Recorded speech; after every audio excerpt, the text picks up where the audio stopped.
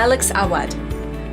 Alex Awad was born and raised in Jerusalem. He holds an MA in Missions and Evangelism from Asbury Theological Seminary.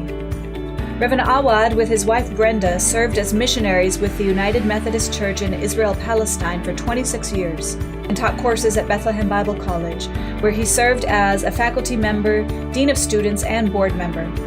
Until his retirement in 2015, Reverend Awad directed the Shepherd Society, which is the humanitarian arm of Bethlehem Bible College.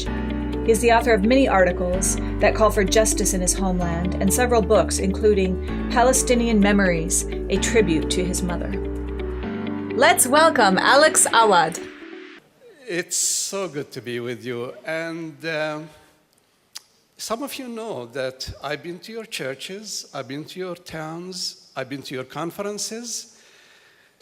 And I said, come to Christ at the Checkpoint Conference. And I'm so glad that you came. Some of the people that I invited are here. So thank you very much. Some people from Hong Kong, some people from all over the world are here, and we are so pleased to have you.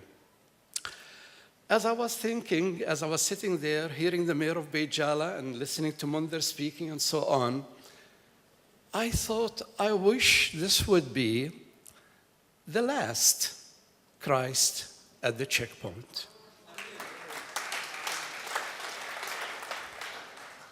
We don't need any more Christ at the checkpoint. I would like to keep Christ, and I would like to get rid of the checkpoint.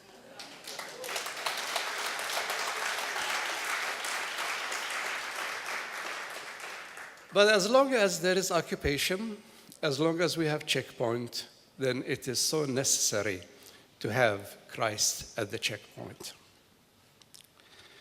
Well, when we left the conference in 2016, I was somewhat optimistic, somewhat hopeful. There were encouraging speakers and encouraging sessions. And there was a spirit of enthusiasm. And many groups, even evangelical groups, were saying, yes, we are going to go home and we are going to, share this information with the people in our churches, with our conferences, with our parishes, and so on. So there was some kind of an atmosphere of hope and optimism. And many churches really participated in great things to try to put pressure on the Israelis to end the occupation and also to try to change American foreign policy. Some churches even were involved in the BDS movement. Some churches had great resolution. I was an eyewitness in Orlando, Florida. When in Orlando, the Mennonites came in a big conference, and they voted overwhelmingly. Almost 99% of the vote was in support of Palestinian rights and in support of divestment from companies that are doing harm in Palestine. My church, the United Methodist Church, divested from 5 banks that had, business in the settlements. So, there was a spirit of enthusiasm. There was a spirit of hope. And that is part of the history that we have after the conference. However, very soon, the dark clouds start gathering. And unfortunately, evangelical Christians, and I say unfortunately because I'm an evangelical too, they helped to elect a president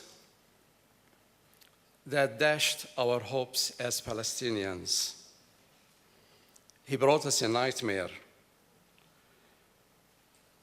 While church activism increased in the past 2 years, unfortunately, it did not snowball into a strong enough movement to make an improvement on the situation in Palestine or in a fair U.S. policy towards the Palestinians.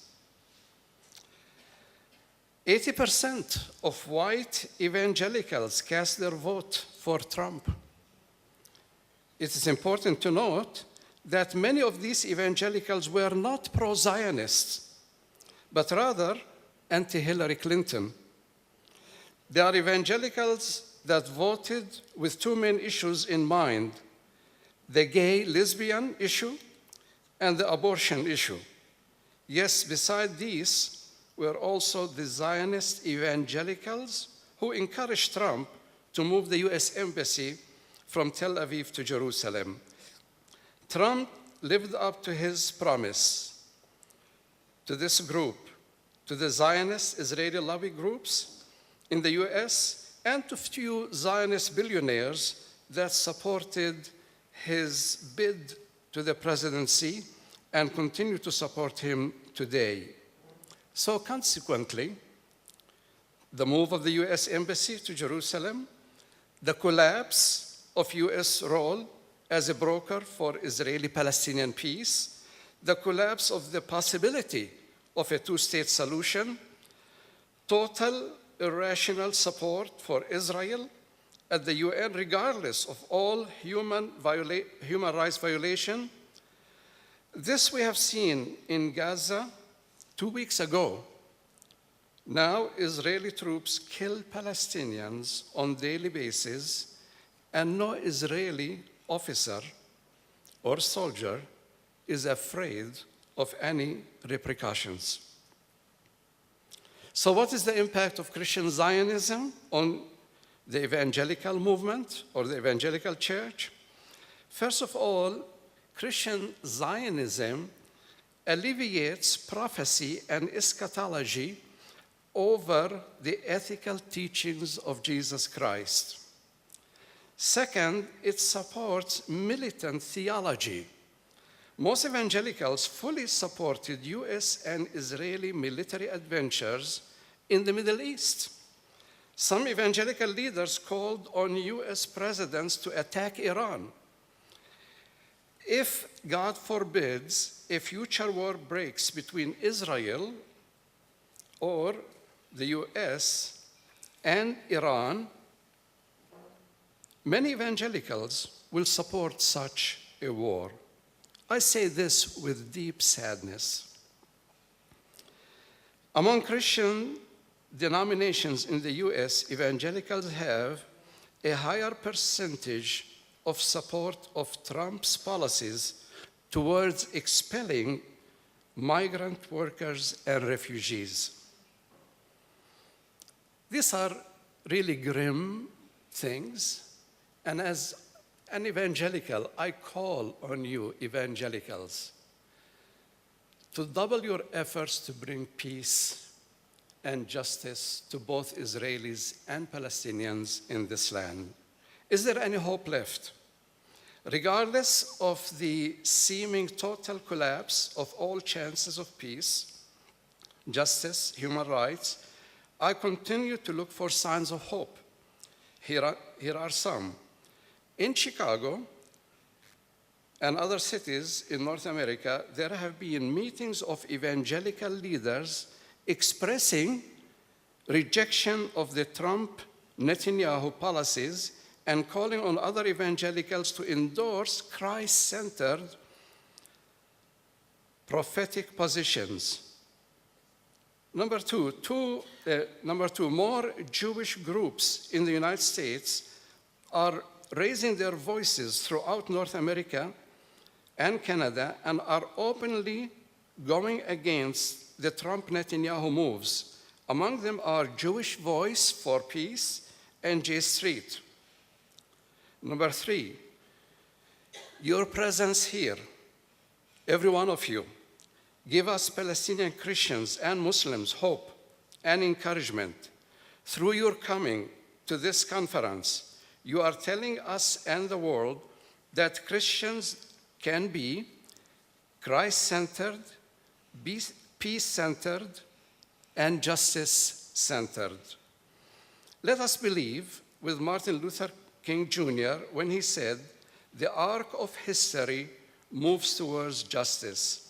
I believe that when evangelicals become more exposed to the facts about what is happening in this land, most evangelicals will also move towards peace and justice. May God bless you. Thank you.